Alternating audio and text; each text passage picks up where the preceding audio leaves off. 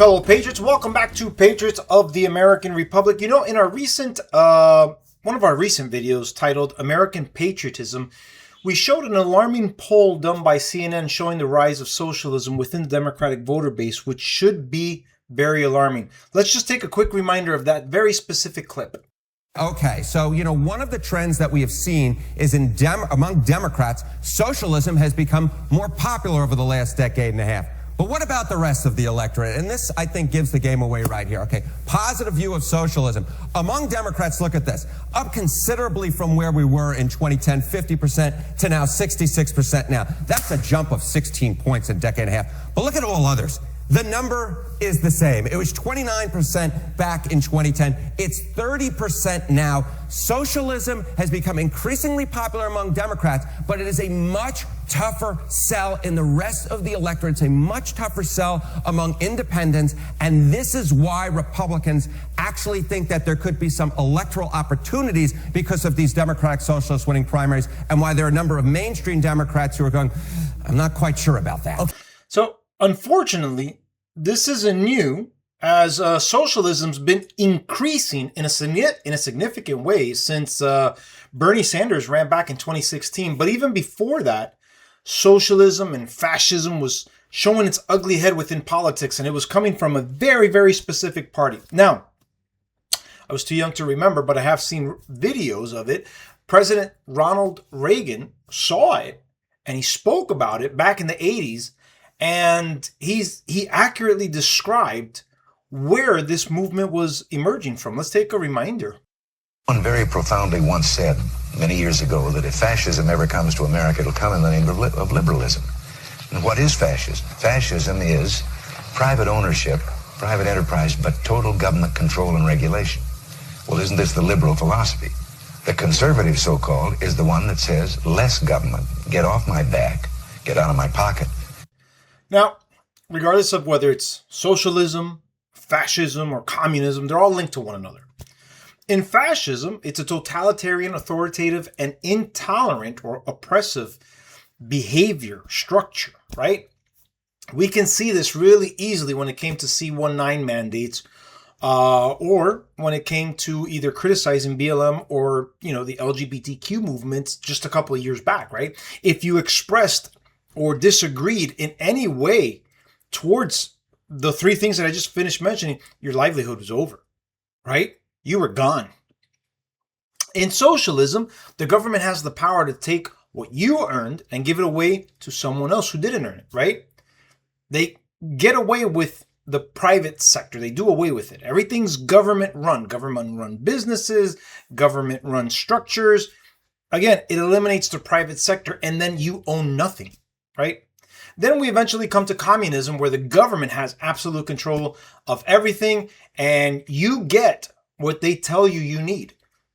Need a gallon of milk or 2 gallons of milk? Nope. You're not going to get that. You're going to get a quart for this week. That's what my family experienced back in Cuba. And that's what they have right now, right? It's not what you want to buy. It's what the government tells you they think that you need. So it's really, really a different thing. So we know the history of these disastrous ideologies, but why are Democrats openly embracing it now, and they're running with it on their political platforms? How are normal voters looking at this, and how will this impact the midterms that are right around the corner? More importantly, how's it going to affect our country in the long run, right? So, as I mentioned before, socialism really started to become mainstream during Bernie Sanders' presidential run in 2016.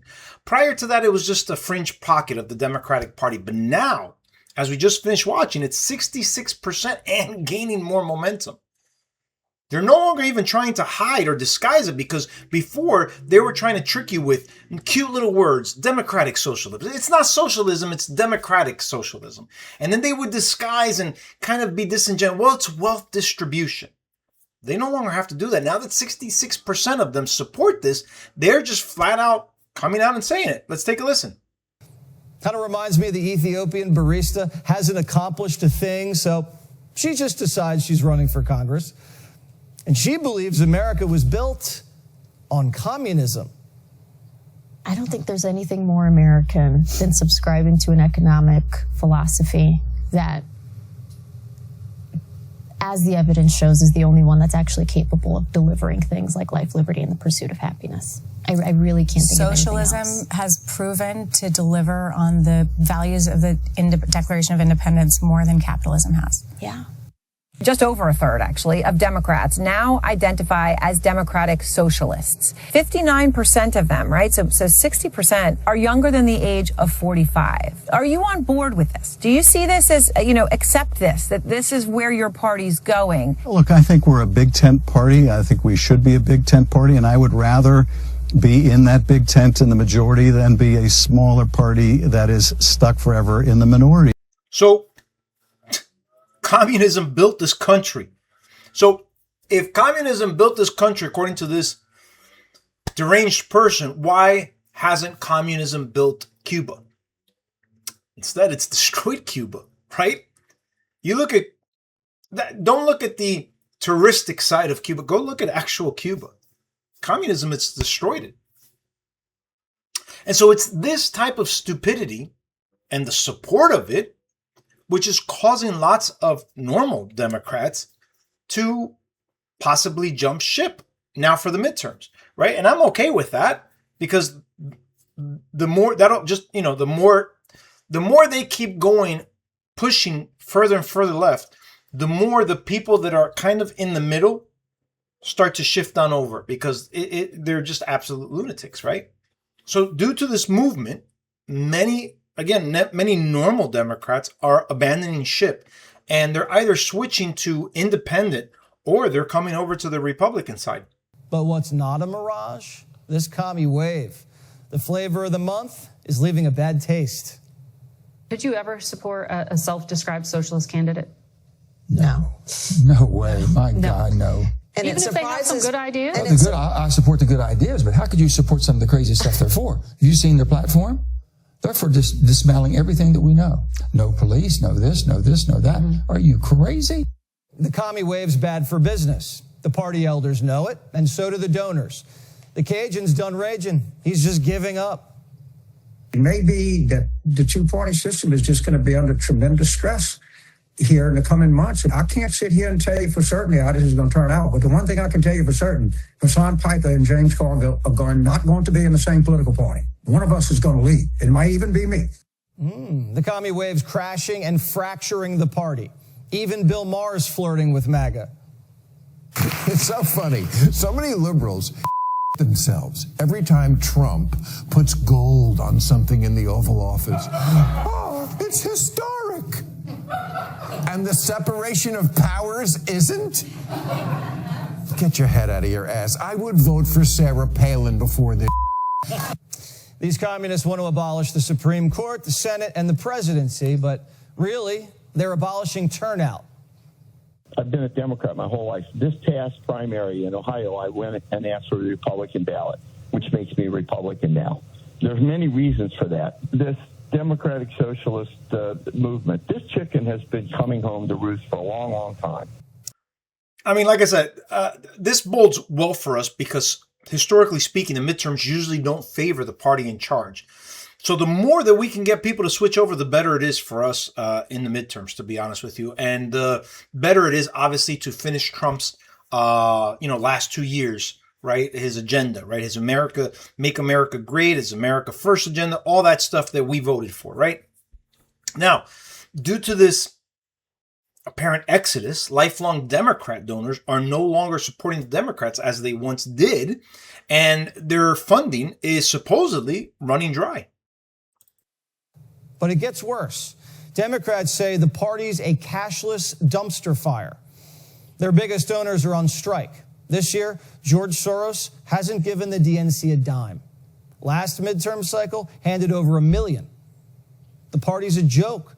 Donors are telling each other that DNC stands for Do Not Contribute. They have alligator arms because the woman who left the party $2 billion in debt is surging into first, and she's asking for their credit card again. I know this is going to be controversial coming from me in particular. We need to revisit the Electoral College. We need to revisit the point of expanding the court to 13 justices like we have 13 district courts. We need to revisit, if they so want, statehood for Puerto Rico and D.C.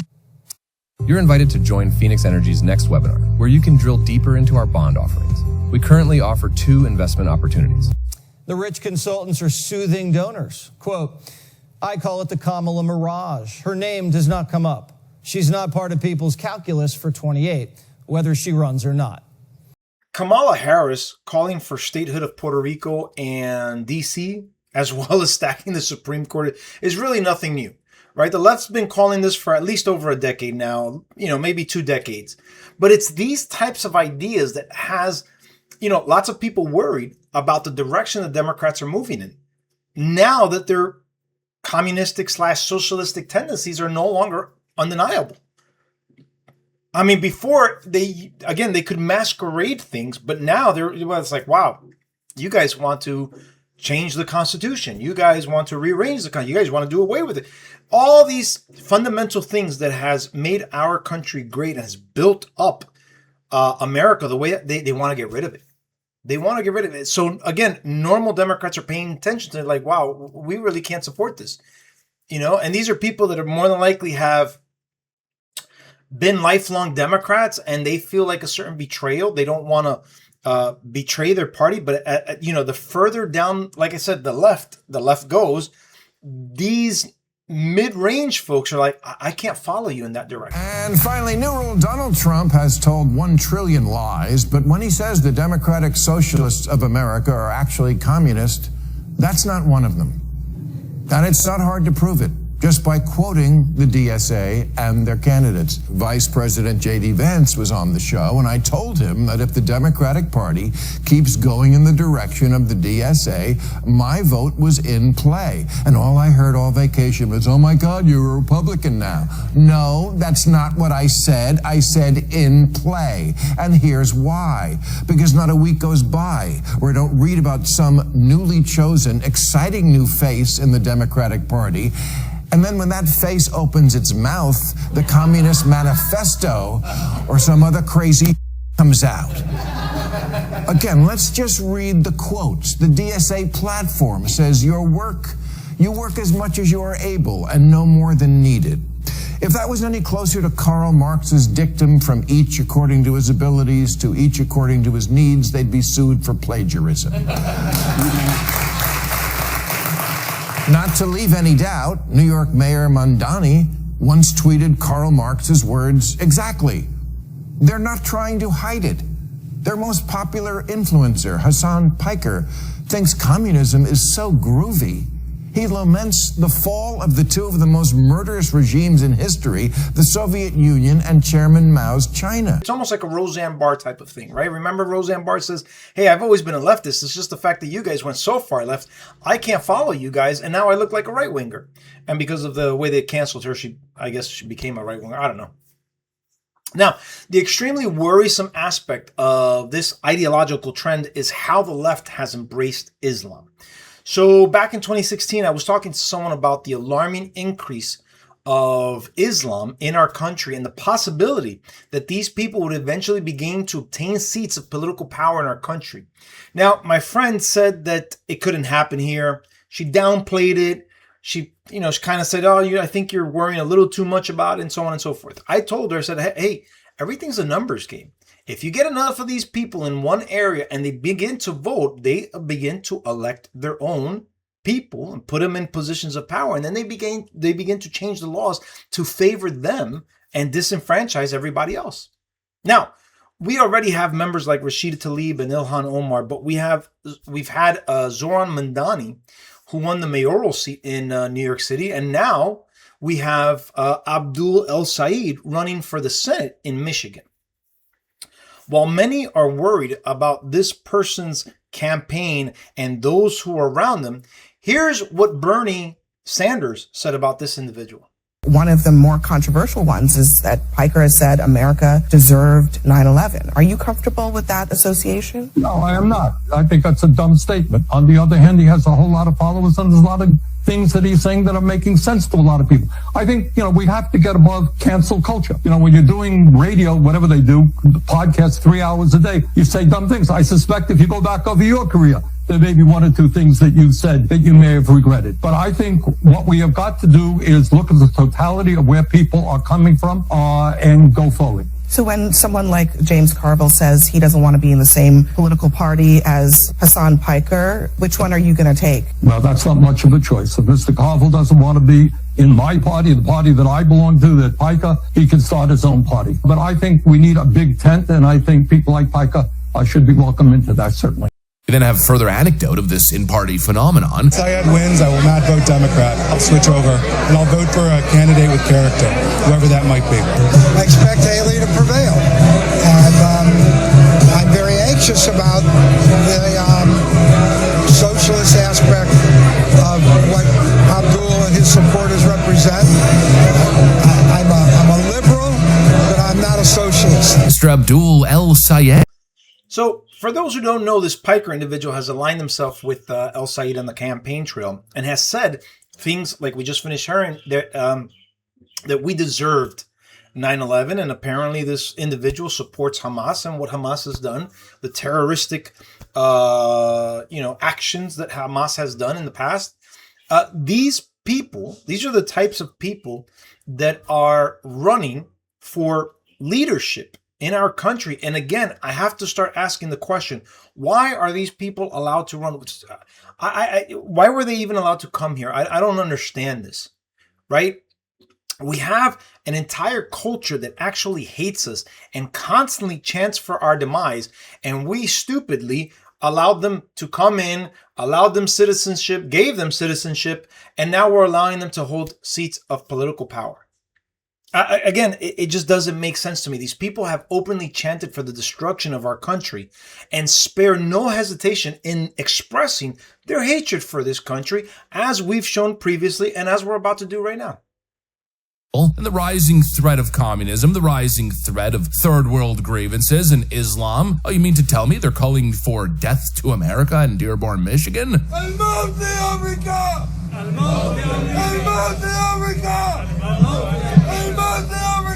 You mean to tell me that we're more divided culturally than ever before? We're having diametrically opposed parallel societies forming Islamist networks, a complete and explicit rejection of Western norms?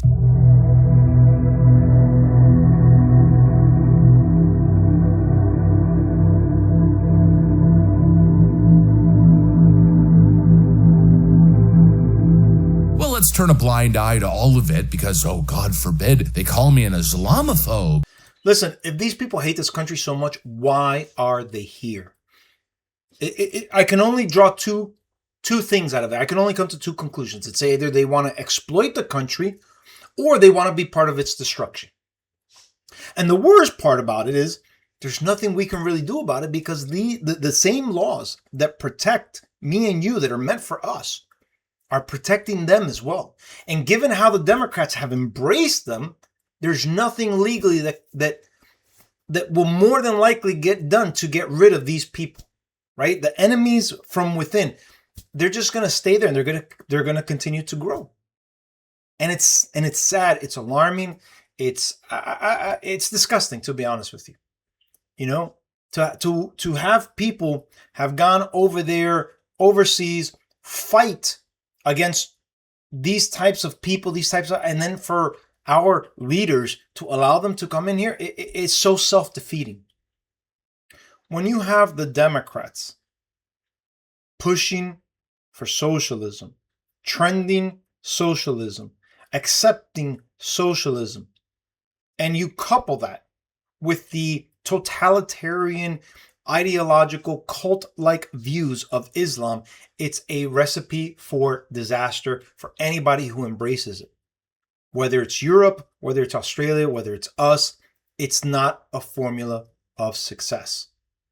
We can see that because what does the Middle East look like? What does the majority of the Middle East look like? It doesn't look good. Freedom does not reign. Things that are inherent to our culture here in the United States, our very Constitution does not align with what they believe in and what they practice over there. So why are we bringing them in here by the millions and then allowing them to run for leadership? You know that they're going to start to begin to change those laws, as we've already shown. Well, actually, as a matter of fact, there was I don't know where it was. I don't know if it was Dearborn, Michigan, but a bunch of Muslims became council members, and one of the first things they did was ban the LGBTQ flag. I mean, I'm not against that, but I'm saying the left has embraced Islam, which is contradictory to its own views. So I don't understand it. It just doesn't make sense. My brain can't compute how the two are working, right? The left hates the right so much that it's willing to align itself with another entity that has nothing in common with it. I don't get it. I honestly don't get it. Maybe you guys can help me figure it out, but I don't get it. But the interesting thing about communism is that you vote it in, but you can't vote it out. Now, it was announced, I don't know, 2 weeks ago, maybe 3 weeks ago, last month, that the president of Nicaragua has formally announced and has canceled elections for his country, making Nicaragua a communistic country, making him officially a dictator. And if we're not careful, we can follow that direction, because the socialists here in America are making moves, right? They're being supported by non-socialists, like we saw with Adam Schiff. Why would not non-socialists, meaning they're capitalists, support socialism? Because here's the secret: they're not affected by socialism. See, when you go to Venezuela, Venezuela has lots of rich people, rich, luxurious areas that have not been touched by socialism. Why? Because those are political elitists. They get in good with government corrupt officials, and then everything benefits them. 0 of 15. 0 of 15 with the lowest share of college degrees. Ergo, he did not win in those working class areas. Where he did win, he won 13 of the 15 counties with the highest share of college degrees. So you're thinking about Democrats having real trouble amongst the working class. El Sayed came dramatically from those areas. In fact, not where there is working class folks, but where there are highly educated folks, more from elite circles than from the working class circles. And I think there's real worries among Democrats. Will that transfer over to the general election, and El Sayed continue to have the problems that prior Democrats have had with the working class? Socialism, however, is a slow death for the rest of the country, right? For the poor, the middle class. And then what happens is it eventually morphs into straight up communism, the way we're seeing in those Latin countries.